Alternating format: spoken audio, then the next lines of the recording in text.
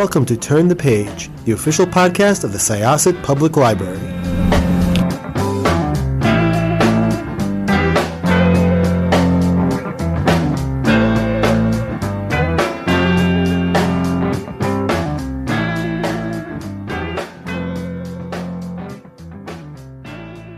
Hi, welcome to Syosset Library's Turn the Page podcast. I am your host, Jessica, and I'm really excited to welcome back Cynthia Pelayo, who is here to talk about her latest.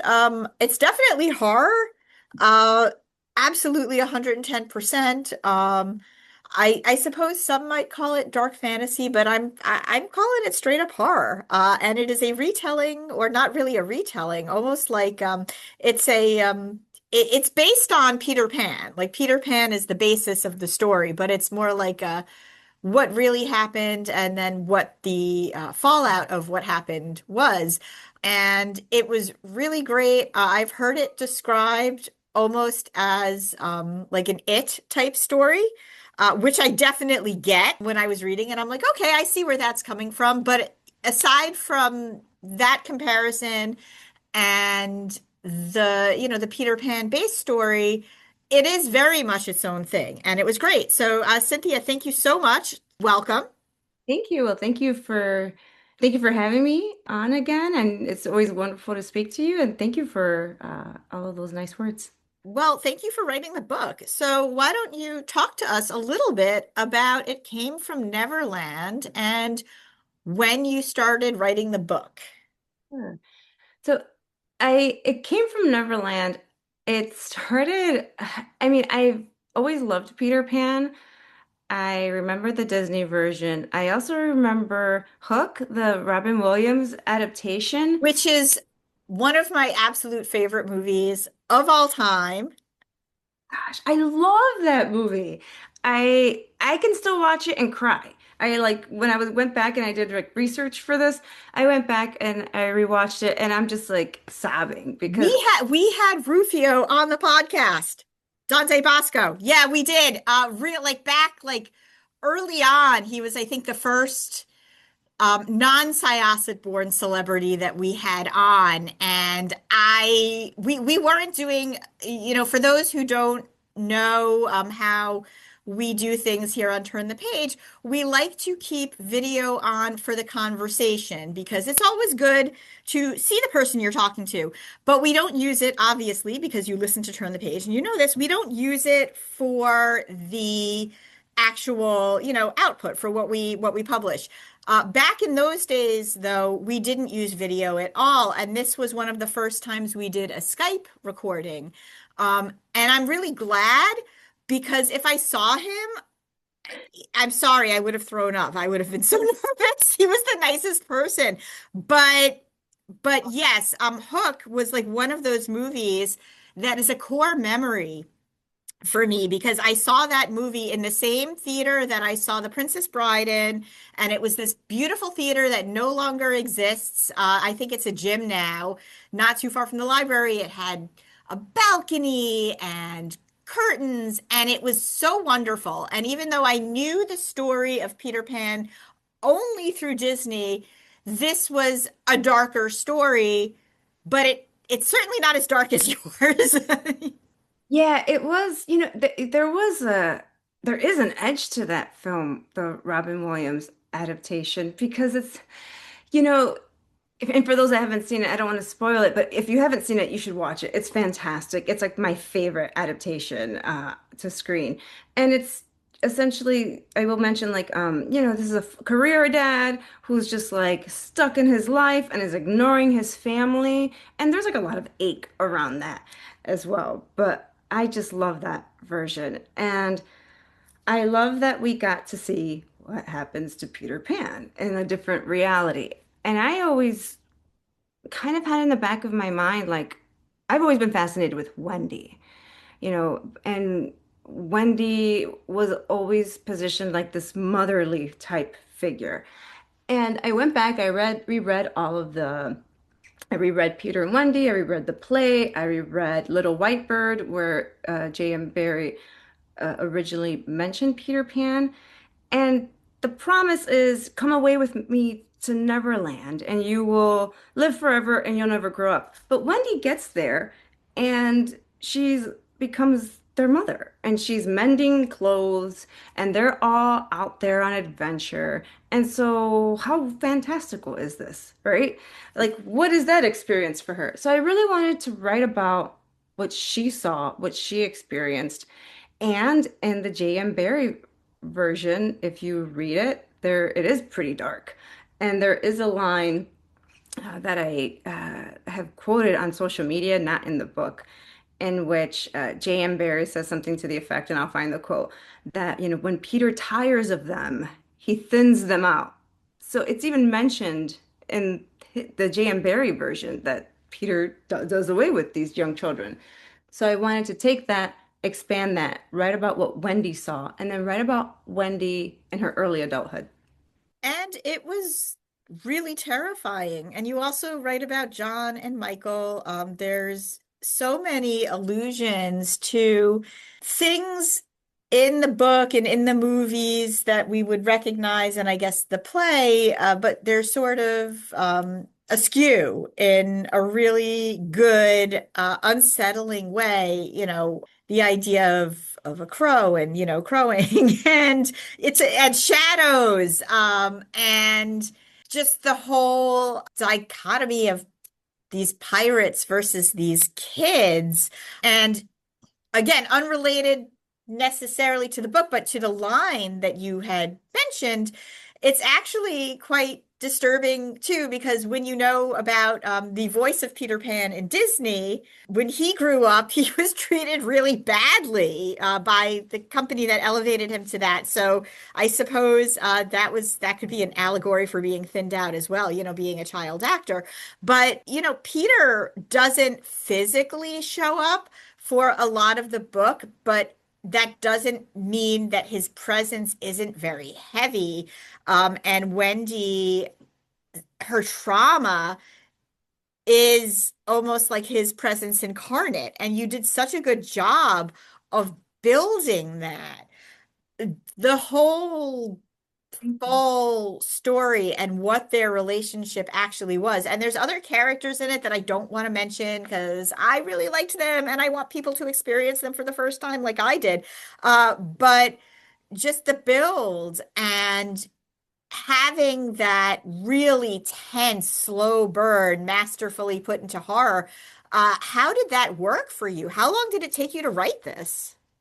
So I wrote a draft of it over a year. And when I submitted it to my editor, she came back with feedback and she was like, where is Wendy's interior world? Like, you wrote this entire book, and where's her interiority? And I was like, you're right. You're right. And I think it was me being terrified to really get into the headspace of somebody that is processing trauma. And I wrote the draft avoiding that completely. And then I told myself, that is the wound. You have to write from the wound. And so I essentially like locked myself upstairs in my house and I committed to a massive rewrite. And it was a situation where my husband was literally bringing me plates of food. I was only using the bathroom upstairs. I was leaving the house very minimally because I needed to be in this headspace of a trauma survivor. And and what does that mean? And so I didn't want to show him throughout the novel because for those people who have experienced trauma, you know that very often these events are almost like this fingerprint or this mist that kind of follows you for years. And I wanted to show what that does. Like, what do trauma survivors live with? And it's with Wendy, it's the shadows, remembering his shadow. It's the crows and the blackbirds. And every single time something would happen that would remind her of him, she was pulled right back psychologically. And it really was like an abusive relationship where there's love bombing and then those slights that happen where you're not really sure what just happened. Like everything was great. You were being shown magic. You were being shown that you're special, but then you were being scolded, and it was really disturbing and well done. Thank you. It's a very difficult headspace to write from, but the experience is based on, the DSM, the diagnostic of like, mental health that, there are people that have these behavioral traits in which they love bomb an individual, and slowly but surely the disregard of that individual starts appearing. And that is where I made that connection with Wendy. It's like, okay, I love you and I want you to come away with me, and I promise you you're gonna live in this fantastical world, and we're gonna go on adventures every day, and you're never gonna grow up. And she arrives, and she's essentially used as physical and emotional labor.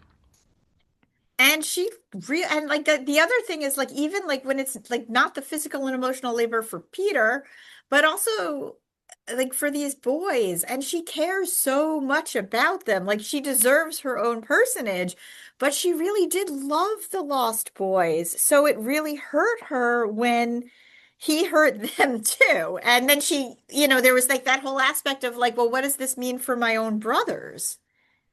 Yes, and I think that was part of the wound. And I think it's like this double wound that was inflicted on her, maybe even triple, because she loses her personage. She slowly starts losing who she is and what she wants.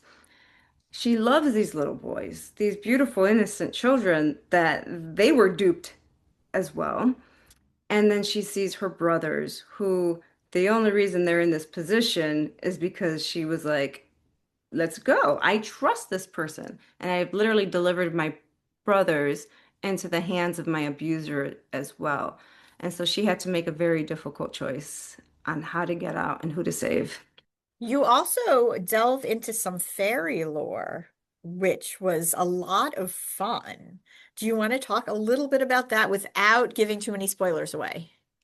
I This book was hard because I wanted to say so much and I wanted to do so much. And, I had word count limits to work with. And I know some people were like, I wanted to know more about their backstory.